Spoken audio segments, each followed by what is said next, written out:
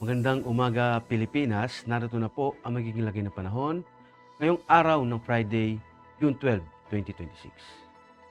Base po sa ating synoptic situation, sa ngayon ay wala pa naman po tayong namomonitor na low pressure area o namumuong bagyo sa loob at labas ng ating Philippine Area of Responsibility.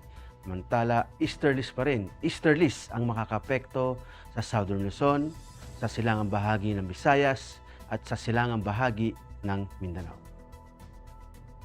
Dulot nga ng easterlies sa Bicol Region at sa silangang bahagi ng Visayas ay makakaranas ng bagyang maulap hanggang sa maulap na papawirin, may pulupulong pagulan, pagkidlat at pagkulog.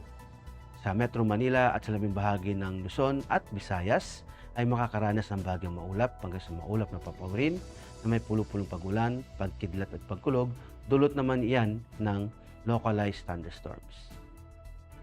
Sa Caraga at sa Davao Region, makakaranas ng bagyang maulap hanggang sa maulap na papawirin na may pulupulong pagulan, pagkidlat at pagkulog. Dulot yan ng easterlies. Sa nalabing bahagi ng Mindanao ay magiging bagyang maulap hanggang sa maulap na papawirin na may pulupulong pagulan, pagkidlat at pagkulog. Dulot naman ito ng localized thunderstorms.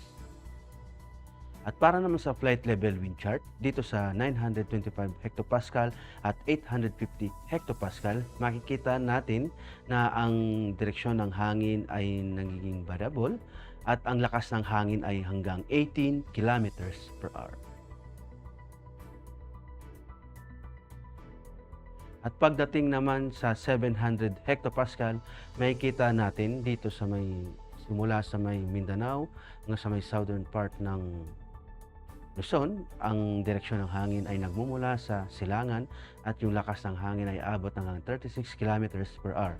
At pagdating naman dito sa may 500 hectopascal simula Mindanao hanggang sa may Luzon, ang direksyon ng hangin ay nagmumula sa silangan at ang lakas ng hangin ay aabot ng hanggang 36 kilometers per hour at mayroong pagbugso dito ng hanggang 54 kilometers per hour.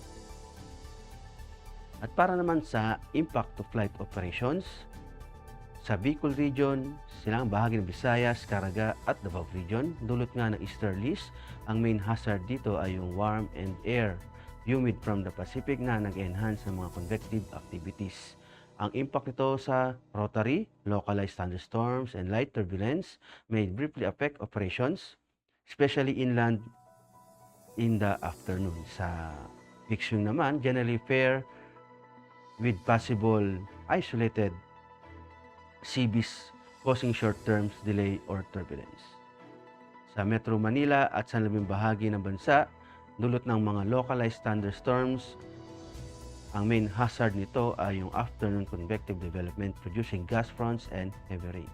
Ang impact nito sa rotary, downburst, strong gust and reduced visibility o significant hazard, avoid flight in CBs activities. Sa fixed wing naman, severe turbulence and wind shear, likely during arrival and departure phases, aircraft may experience temporary delays or require diversion.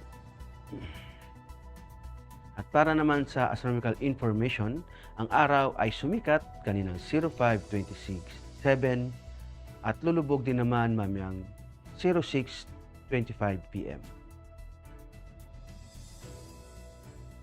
Para naman sa moon illumination, meron tayong 11%. At para nga manatiling updated sa lagay at pagtaya ng panahon, i-follow lamang ang Air Force Weather Center sa mga social media accounts. Sa ngala ng aming commanding officer na si Colonel Alvin Jan Cugador, PAP JC, ako po sa Technical Sergeant Brian Benedict Garcia, Weather Broadcaster ng Air Force Weather Center. Maraming salamat po.